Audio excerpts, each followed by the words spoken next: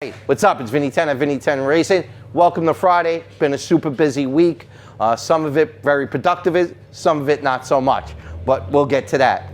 A lot of people ask, Vinny, what do you do all day? We've answered this question before, but like this, here we are with the VQ35 that we had the heads. Obviously, I had to do 3 sets of other heads, but finally we did the VQ35 heads and we got them on the engine.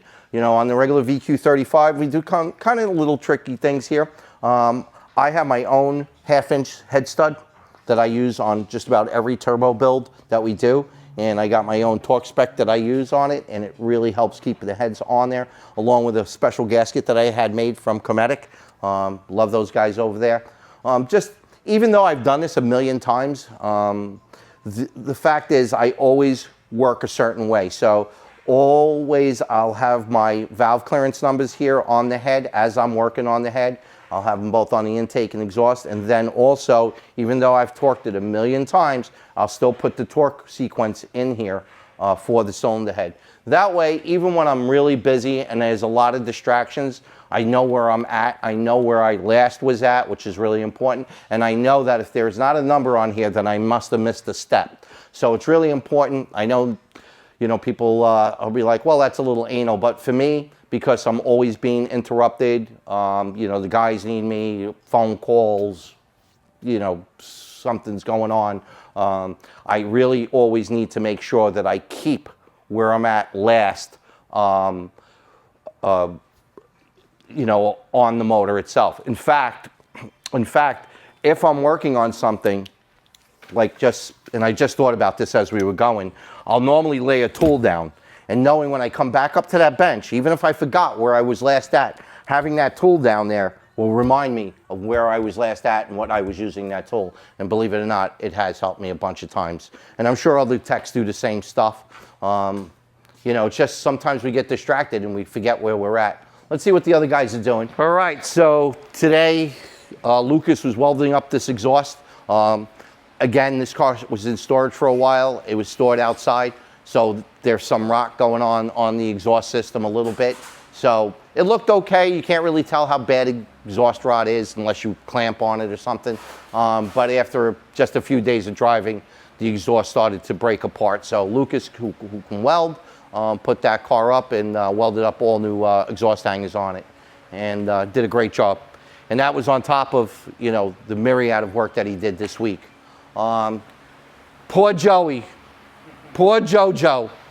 Jojo's the dog-faced boy today because I gave him my godson's Range Rover. Of course, we talked about this car, and of course, the good people at Range Rover, I won't say what dealer, really provided the parts in record time. It only took about 2 weeks for the parts to show up, which was pretty good for them, I guess. Unbelievable. We're going to wind up doing a bunch of lines and hoses on the coolant. I'm going to have to change the water pump, which is already turning into a nightmare. And the last thing we're going to do on this is the oil filter housing itself is actually leaking. There's a small gasket. You would think Range Rover would have put a gasket in an O-ring, but nope, there's just a gasket in there, and it's obviously leaking, so we got to change that. So I feel bad for Joey. He's got a lot on his plate. This ain't helping him. So, all right. This car may look familiar to everybody.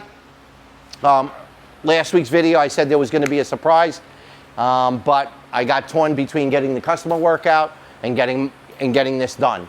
And if there's ever going to be a choice in this shop of what we're always going to do first, it's always going to be the customer car first. So we got behind on this car this week. I would have loved to have it finished by now. Not going to happen. We're going to thrash on it all weekend.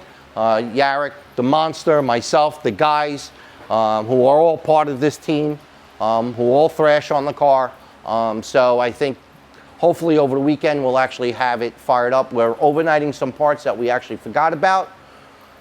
If they show up, I think we have a really good chance of getting this thing fired up and maybe on the dyno by Monday, and certainly looking to be at the track next Saturday. So we certainly got that goal in mind. So let's see what, oh, you know what? We also made a lot of progress on the Mustang. Man, you know, it's just about for Steve and I, it's always about time. how much time can we apply to each project each day? And we kind of have a system that we use. And basically that system is, you know, we usually answer the phones together until about 1 o'clock.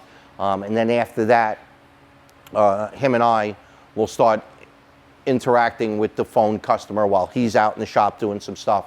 And then he'll switch over and I'll be able to do some engine work. So we lost an employee. We didn't lose him, got rid of him a couple of months ago. And as anybody knows in this industry, or actually in a lot of industries, it's really tough finding the right person. We actually have somebody coming in next week, so we're pretty excited about that.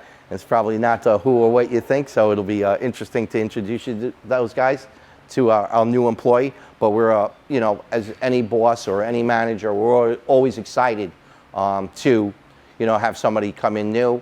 I happen to like this person. I think they're well qualified. I wouldn't hire anybody that's not going to fit or not qualified. It's not the way I roll. I've waited 4 months.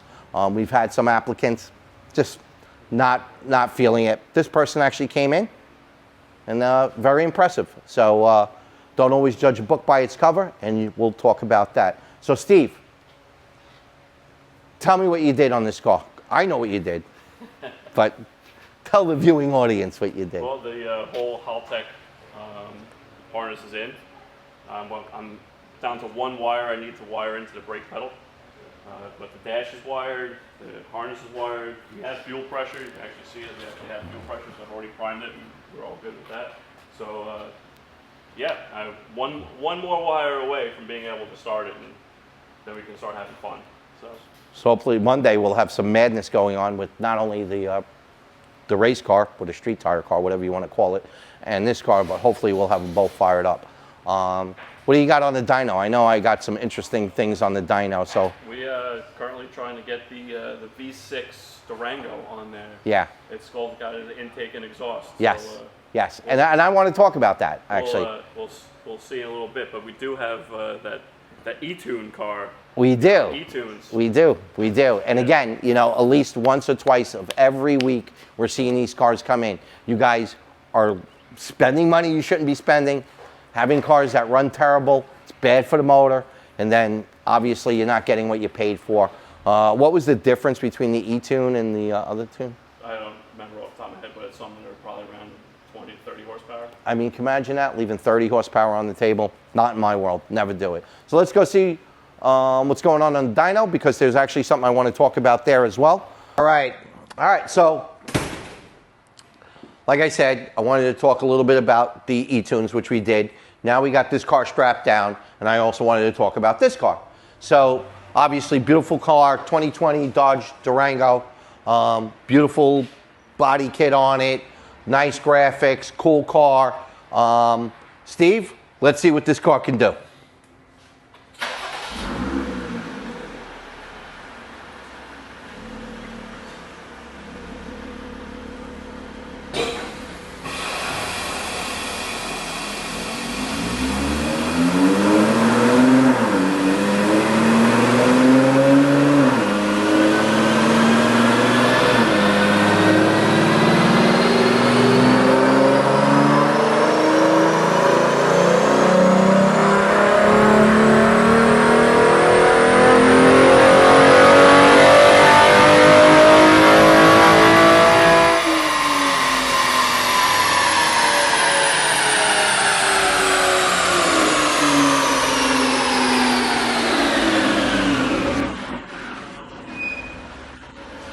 So this car made, you ready?